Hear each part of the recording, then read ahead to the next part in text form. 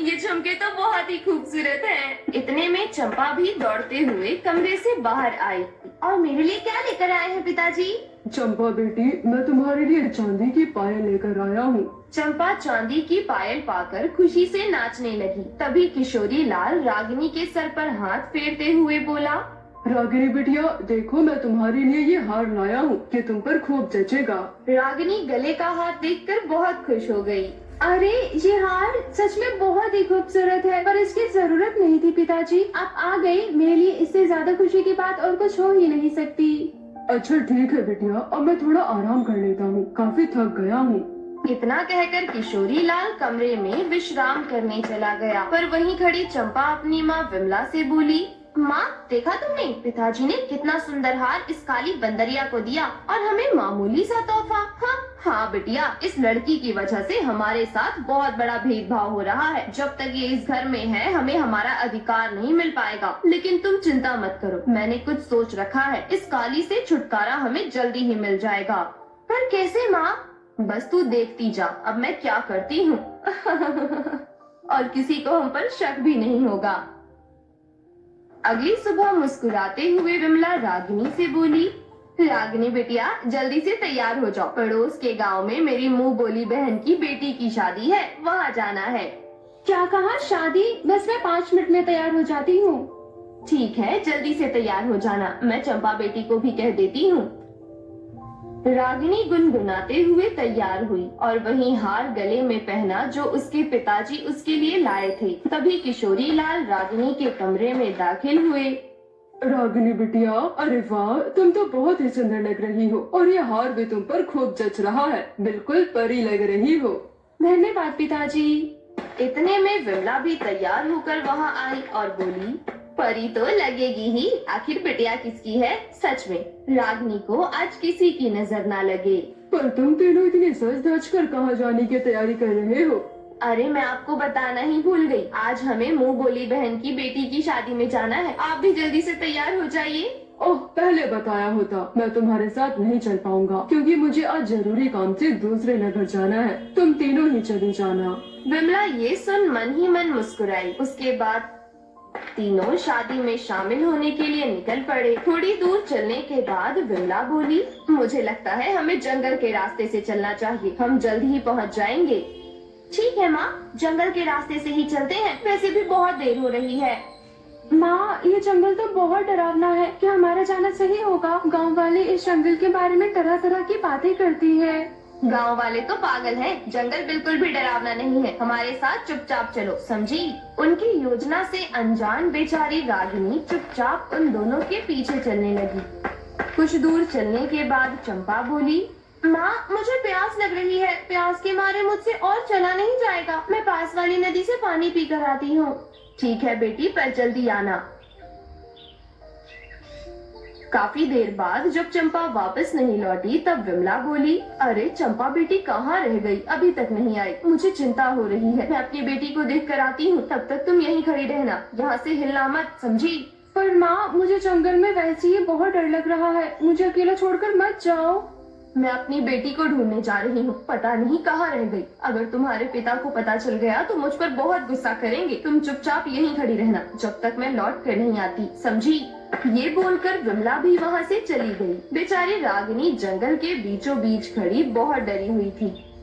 थोड़ी देर बाद शाम हो गई, लेकिन दोनों वापस लौट कर नहीं आई। अब धीरे धीरे चारों तरफ अंधेरा फैल गया। ये देख रागिनी जोर जोर से रोने लगी कि तभी उसे जंगल में डरावनी आवाजें सुनाई देने लगी, जिससे वो और भी ज्यादा डर गई। मुझे कैसे भी करके जंगल से बाहर निकलना होगा, नहीं तो जंगली जानवर मुझे खा जाएंगे। ये कहते हुए रागिनी सरपट दौड़ने लगी, लेकिन उसे जंगल से बाहर जाने का रास्ता नहीं मिला और वो जंगल में भटक गई। तभी उसे कुछ दूरी पर एक पेड़ दिखाई दिया, जिसके तने पर एक बहुत बड़ा चमकदार दरवाजा था। जंगली जानवरों से बचने के लिए रागिनी उस दरवाजे के अंदर चली गई। उस दरवाजे के अंदर एक अलग ही दुनिया थी। वहाँ चारों तरफ सुंदर सुंदर फूल खिले हुए थे। पेड़ पौधे, रंग बिरंगी तितलियाँ और पक्षियों को देखकर रागिनी बहुत हैरान हो गई। अरे ये मैं कहाँ आ गई? इतनी सुंदर जगह तो मैंने पहले कभी नहीं देखी। ये कहते हुए रागिनी चारों तरफ देखने लगी। तभी उसे एक आवाज सुनाई दी। जादुई नगरी में तुम्हारा स्वागत है रागिनी। रागिनी आवाज सुनकर चौंक गई। कौन है यहाँ? सामने आओ। किसने मुझे पुकारा? मैं तुम्हारे सामने ही हूँ रागिनी। मैं जादुई पेड़ बोल रहा हूँ। रागिनी ने सामने देखा तो उसके सामने एक विशाल पेड़ था। अच्छा, तो ये तुम हो? क्या तुम जादुई पेड़ हो? क्या तुम मेरी सहायता कर सकते हो? जादुई पेड़, मैं यहाँ से घर जाना चाहती हूँ। मुझे घर की बहुत याद आ रही है। मुझे सब पता है रागिनी। तुम्हारी सौतेली माँ और बहन तुम्हें जंगल में छोड़कर चली गई है। चुप हो जाओ रागिनी, तुम यहाँ सुरक्षित हो। जादुई पेड़, क्या मैं कभी अपने घर नहीं जा पाऊंगी? नहीं रागिनी, तुम अपने घर जरूर जाओगी, लेकिन मैं तुम्हें इस जादुई नगरी से बाहर नहीं ले जा सकता। तुम्हें एक राजकुमार यहाँ से ले जाएगा। तुम्हें उसका इंतजार करना होगा और जब तक तुम्हें इसी जादुई नगरी में रहना होगा। कुछ देर बाद रागिनी को बहुत तेज भूख लगी। ये जादुई पेड़, मुझे बहुत तेज भूख लगी है। रागिनी, मेरी टहनी में से एक पत्ता तोड़ो और आंख बंद करके जो भी तुम मांगोगी वही तुम्हारे सामने आ जाएगा। रागिनी ने बिल्कुल वैसा ही किया और उसके सामने तरह तरह के व्यंजनों से भरी थाली प्रकट हो गई। अब जब भी रागिनी को भूख लगती वो ऐसा ही करती। ऐसे ही रागिनी को जादुई नगरी में रहते रहते कई दिन बीत गए। रागिनी रोज राजकुमार का इंतजार करने लगी कि कब वो आए और उसे उसके घर लेकर जाए।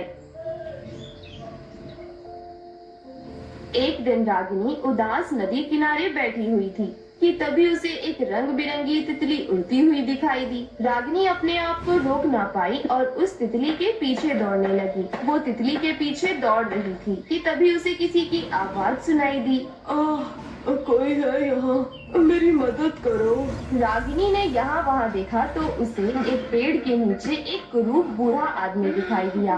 रागिनी उसके पास गई और बोली, कौन है आप और क्यों रो रहे हैं?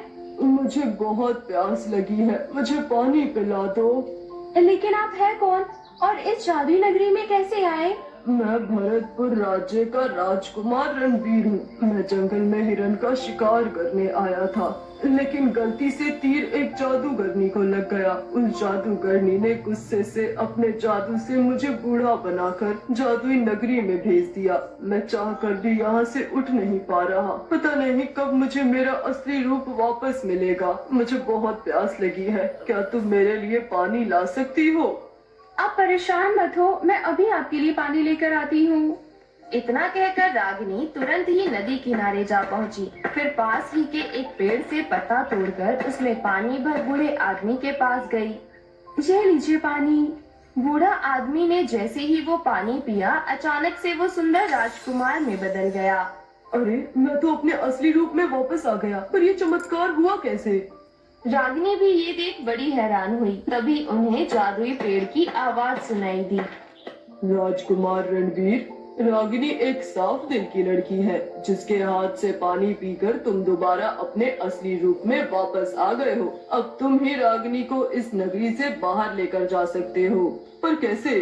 तुम्हें जो सामने बहती हुई नदी दिखाई दे रही है, वही तुम्हें तुम्हारी मंजिल तक ले जाएगी। नदी के उस पार जाते ही तुम अपनी दुनिया में पहुंच जाओगे। तभी जादुई पेड़ की शक्तियों से उस नदी में अचानक एक नाव प्रकट हो गई।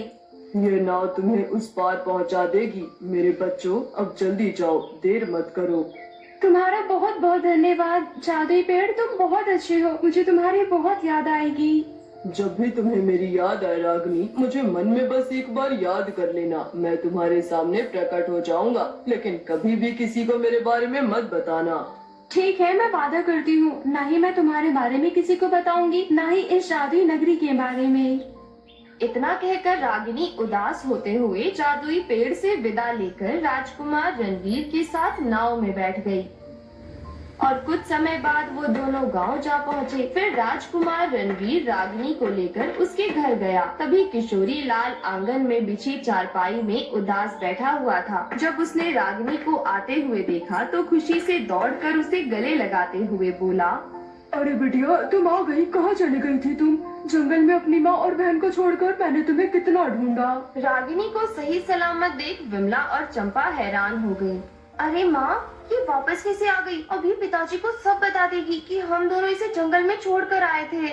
अगर रागिनी ने सच बता दिया तो तेरे पिताजी हमें घर से धक्के मार कर निकाल देंगे, फिर हम कहाँ जाएंगे? विमला और चंपा दोनों बहुत डर गईं। तभी रागिनी बोली, मुझे माफ कर दीजिए पिताजी, मैं डर के मारे जंगल से आगे निकल गई थी और मैं जंगल से बाहर निकल ही नहीं पाई, लेकिन जंगल से इन राजकुमार ने मुझे बाहर निकाला और यहाँ आपके पास लेकर आ गए। ये सब बातें उसकी सौतेली माँ और बहन सुन रही थीं और उन्हें अपनी गलती का एहसास हुआ। फिर वो दोनों रागिनी से माफी मांगते हुए बोली, हमें माफ कर दो रागिनी, हमने तुम्हारे साथ बहुत गलत किया। तुम सच में बहुत अच्छी हो। अगर आज तुमने सच बता दिया होता तो हम घर से बेघर हो जाते। आप दोनों को अपनी गलती का एहसास हो गया, मेरे लिए इतना ही काफी है। आप दोनों चिंता मत करो, मैं पिताजी से कुछ नहीं बताऊंगी। मुझे आप दोनों से कोई शिकायत नहीं। रागिनी की बात सुन विमला ने उसे गले से लगा लिया। तभी राजकुमार रणवीर ने किशोरी लाल से कहा, बुरा न माने तो आपसे मैं एक बात कहना चाहता हूँ। हाँ बोलिए राजकुमार, आपकी क्या आज्ञा है? आपने मेरी सबसे लाडली बेटी की जान बचाई है। मैं आपसे आपकी लाडली बेटी का हाथ मांगना चाहता हूँ। रागिनी बहुत ही साफ दिल की लड़की है। ये मेरे लिए बहुत सौभाग्य की बात होगी अगर रागिनी मेरी पत्नी बनेगी। क्या सच में आप मेरी बेटी से विवाह करना चाहते हैं? ये तो मेरे लिए बहुत ही गर्व की बात है।